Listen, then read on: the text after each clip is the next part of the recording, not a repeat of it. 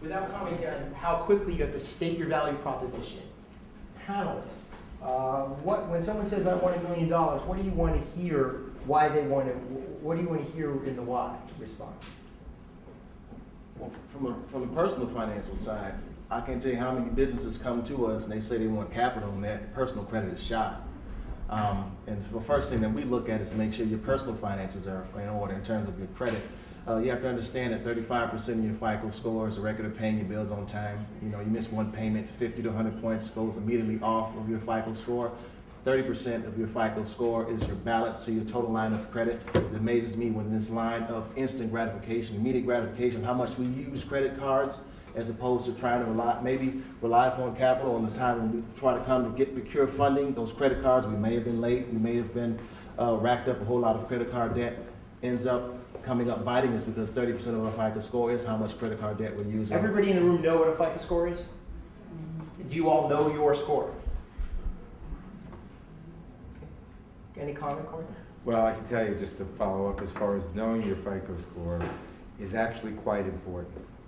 Simply because of the fact that when you do sit down in front of individuals or a group that you're asking for funding, more likely than not going to be based upon projections in a business that you may or may not have been successful with previously, and now you're taking and you're growing to a different level. And they're going to look at that score and they're going to say, okay, well, how does that define the individual that we're dealing with? And unfortunately, in this market today, with the credit crunch being what it is, banks and funding institutions are looking more and more to say no than they ever did before.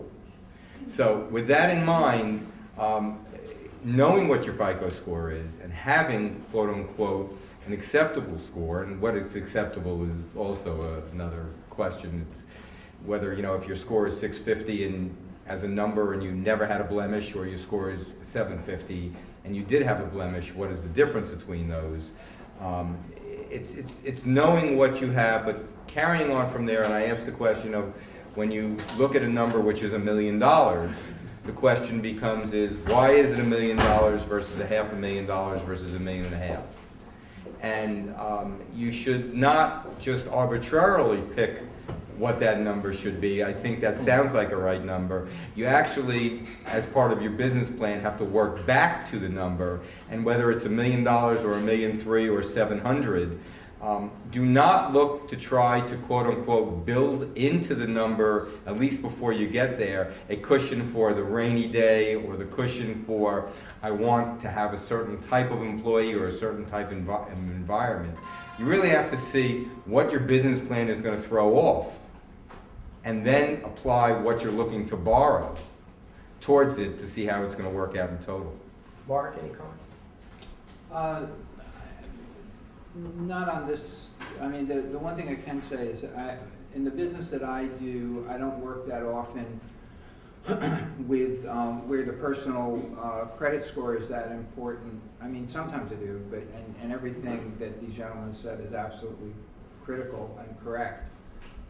But in terms of the use of proceeds, I rarely see a use of proceeds that I agree with. And it's one of the fundamental things in a business plan when you're talking to investors. Okay, what are you going to do with my money? And you know, and that's because often the experience, even with people who are experienced, I find this same problem. With people who aren't experienced, like I don't work very often with startups, but I used to. And in the startup game, most of the people that you're dealing with are brilliant at what they're doing, but don't know much about building a business or finance. And they usually, because they're a startup, they can't pay for that kind of help. So they typically got a friend or a family member or someone's advising them, etc. And until they get that first, you know, at least that angel round where they have some money where they could actually buy good advice, they usually aren't able to even put a business plan together that has a use of proceeds that makes sense. We should talk about angels and other easy money, which we will for in a few moments. But I'll also say that your elevator pitch, that's a real concept, folks. You've got 3 sentences before the elevator door opens to say what you're doing, why you deserve the money, and you should say it with real passion, real conviction, and where that money's going to go. So when we say use of proceeds, what are you spending it on, and why does it make sense to spend that money really quickly? A couple of resources just to share, as long as we're on the subject, since so many of you have not done business plans. So Palo Alto software makes you all look great. It's free online. I mean, well, it costs money. Order it online by Palo Alto software. I think it's called Business Plan Starter Kit or something. And what's nice about that is if you do 100 businesses, it'll ask you some questions, create a very pretty plan, and you can indicate that you want to download it later or compare it to QuickBooks or some of the other bookkeeping plans, and that's a nice one to take a look at. Another resource, of course, is things like mycreditscore.com, the 3 company credits, if you don't know your FICO score to get it. So a question on what do you mean by an angel? I mean, an angel is an uncle, an angel's a cousin, an angel might be a local business person, and a classic easy money might be your credit cards, which we're all warned by everyone, including our new president, to try and avoid, but as a small business, it may be inevitable. Have you not seen many businesses that have spent money on credit cards? Panelists. Just to talk about borrowing money from family, if I can just touch on that for just a brief second. Just understand that at the end of the day, you want to start your company, you want to be successful, but family is very important, and that's the most important thing. So sometimes borrowing money from family can put that additional strain on family relationships that don't necessarily always want to go there. So, if you want to borrow money from your brother, I can't tell you how many times I've seen families and brothers and friends, and they've just been disintegrated, their relationships have been disintegrated because they wanted to borrow money and say, I got this great business idea that we want to start. And when using credit cards, to address that question, walking through the airport, you can't walk 2 feet without being mugged by these airlines people trying to come and get you to apply for these credit cards, And every time you fill out a credit card application, one, you have to make sure it's very purposeful. Just because you get a free t-shirt doesn't mean you want to necessarily open up a credit card. So you want to go to bankrate.com. You want to figure out what's the best credit card. Make sure it has no fees. Make sure you want to see the total line of credit matches with your needs, whether it be a business need or a personal need. You want to make sure it has a good APR rate. You want to make sure you, again, back to your FICO score, make sure it's in a good position where you can demand a lower APR initially. So all these things are more in terms of your credit card. You want to, again, just make sure it's very purposeful in how you select one. And tell these folks how you've paid it down. I borrowed this because it's in my plan. I'm able to make these monthly payments because I planned for them.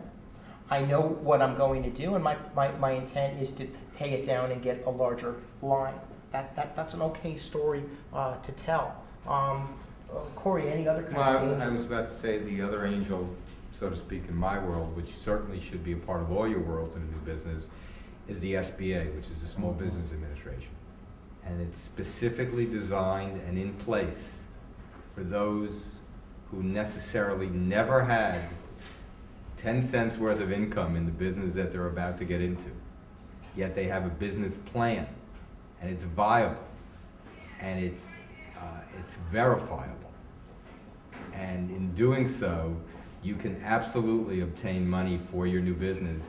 It's involved, it takes time, but it is probably, as far as government sourcing is concerned, the #1 way for a small business to obtain funding to get off the ground.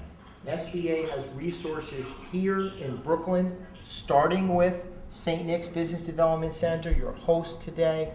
They'll be published on the website that's dedicated to today, the brooklynbusinesssummit.com, and we want to hear from you. So answer those online questionnaires that are going to be on that summit, and let us know about your business. You had a question?